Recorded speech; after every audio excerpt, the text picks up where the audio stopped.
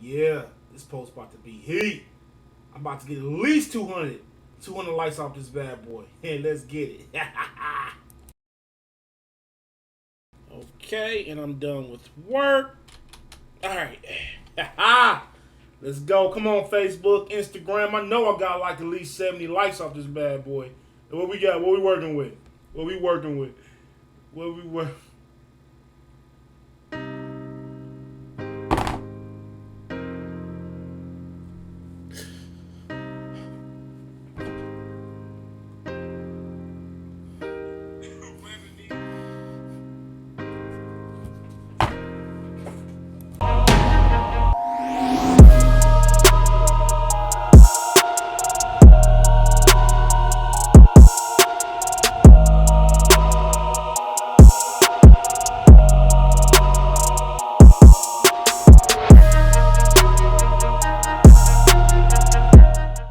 I want to talk about something. We live in a world today to where social media likes seems to dictate value. The more following you have, the more likes that you get, the more people respond to you. That converts into popularity, which convert into deals. And all of a sudden, you're a multimillionaire because of the popularity, and that leads people to believe that if you chase popularity, that you might have a chance of striking the goals, like hitting the popularity lottery, and you can become a multi-millionaire, right? And so that really leads people into thinking, boys and girls are growing up of thinking, ooh, let me chase popularity at all costs so I can have a better life. And I want to talk about that. But I'm talking to the men right now. Women, listen, because this can't apply to you. But for men, your goal should never be to be popular. As men, we should never seek to be popular. Popularity is not nothing that we were ever meant to chase and obtain, ever. I want to talk about the dangers of that, but I also want to be real with y'all and tell y'all how for years, I'm talking about years, I fell into that trap. I grew up the only child. I grew up with no brothers, no sisters, and I didn't have to worry about competing for my time when it came to my parents. I was in my own bubble. I was content in my room, in the living room, playing with toys. I didn't have to compete for attention. I didn't have to compete for anything. I didn't have to worry about somebody come and messing with me. I did not know what it meant to be challenged. I was just a content little nice boy, and that put me in a precarious position when I started school. So when I finally started school, way back in kindergarten, big Coke bottle glasses with a ducktail, that's when I realized, oh my God, I am socially awkward. I realized back then that I did not understand why people were mean to each other. I did not understand the concept of being ranked amongst other kids. I really didn't do good with competition. Socially, I was very naive to a lot of stuff. And that was the first time I understood what popularity was. And when I understood what it was, I wanted it. How come girls were responding to this popular guy and they wouldn't respond to me in the same way? How come guys like being around this guy, but they didn't like being around me? And so, even though I was socially awkward, I knew immediately I wanted those results that the cool guys were getting. So, how I went about it is throughout life, high school, middle school, elementary school, I said, you know what, since I don't know how to be cool, let me mimic the cool guys and let me try to wear the clothes they wear. Let me talk how they talk, and maybe I can get the same results because I just want to be popular. See, somewhere deep in me, I thought that I wasn't enough. So let me chase popularity so it can fill my cup, and I could become enough. And at that time, girls, and to this day, there's a lot of dudes who we call simps.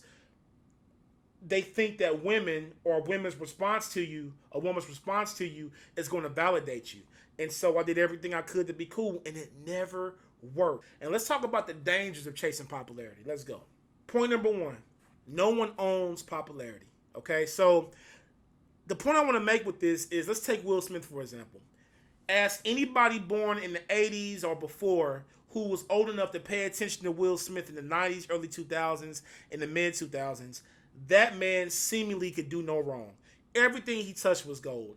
90% of black boys in America wanted to be Will Smith, okay? He made the dopest movies. He had the dopest personality. He had the dopest image. That boy could dress. He rapped. I mean, he had the persona and everything. He was married to a hot. He's still married to a hottie, Jada. Everything he did was gold.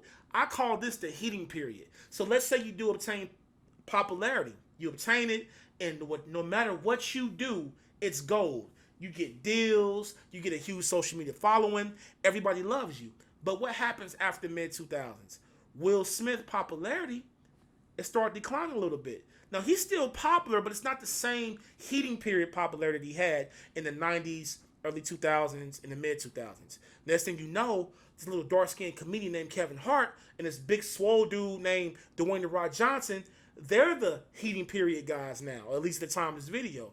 And so what I'm trying to say is that if you're chasing popularity, and if you're trying to use popularity as a way to fill your cup, then what are you going to do when that cup is empty when you go to the cooling period? See, Will Smith had a heating period, and then he had a cooling period. And it's very hard to recapture the same amount of popularity you got that first time. So if popularity is your goal, and if you think you need it to survive in life, you think you need popularity, if you're the person, when 500 people like your post, it ups your self-esteem, but then when nobody likes your post, you feel down on yourself, then popularity fills your cup. And I guarantee you, if you even reach the popularity you think you want, when the cooling period happened, you're going to crumble because your foundation was not based on anything with substance. It was based on people's response to you. Point number 2. Popularity can be taken away by the people who gave it to you, okay? Like, if you base your foundation on being popular, if you're a man and if your whole esteem is built on how many women you smash, how many women like you, how many women respond to you in a positive way, then if that's what your foundation is based on, then that means that the people that gave you that foundation can take it away just by rejecting you. Why would you want to build your esteem based on how people respond to you? See, the same people that applaud you are the same people that can boo you. Okay, let me give you an example. I'm a celebrity. I'm in the heating period. I can't do nothing wrong. Years go by. I get caught in a scandal because I'm human, or I even get caught in something that seems like a scandal, but it's not because we live in this cancel culture, and I get canceled. When I get canceled, oh my God, I lose my following, I lose my popularity. The same people that built me up, the same people that gave me the popularity, all it took was a perception change off of a lie or a truth in a scandal, and now they took their popularity away, and now I'm not popular anymore. So why do you want to try to build your life on that? A man's life should not be built on people's response to him. His life should be built on something else that begins with a P, and we're going to talk about that at the end. The same people that applaud you while you was on stage are the same people that's going to boo you on stage. And a weak beta male is a guy who needs people constantly all the time who applaud him in order for him to feel good about himself. That's what we're not going to be, okay? Point number 3. Quantity does not dictate quality, but quality dictates quantity. What do I mean?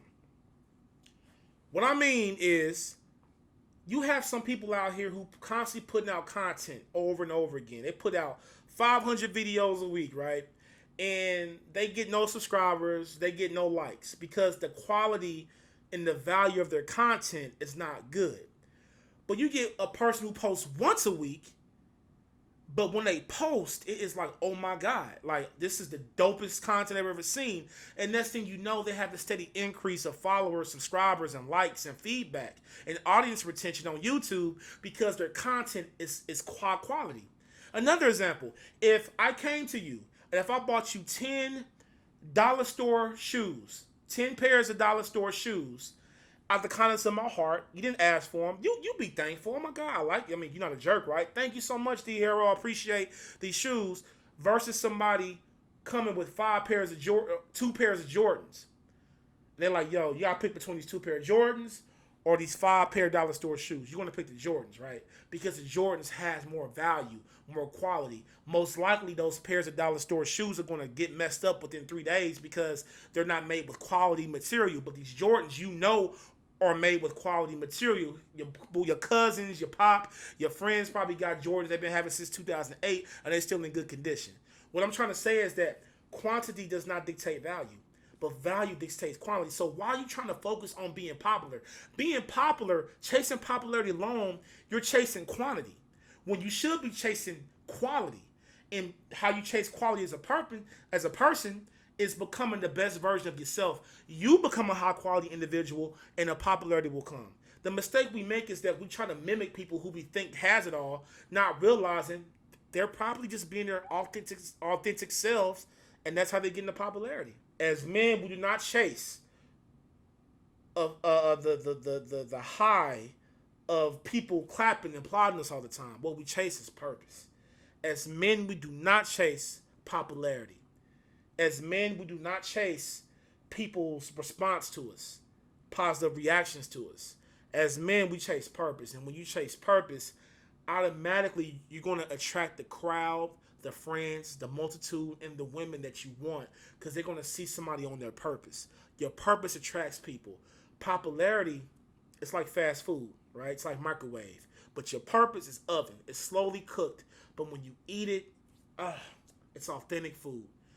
Remember, Crown's on, K's up, D Hero out.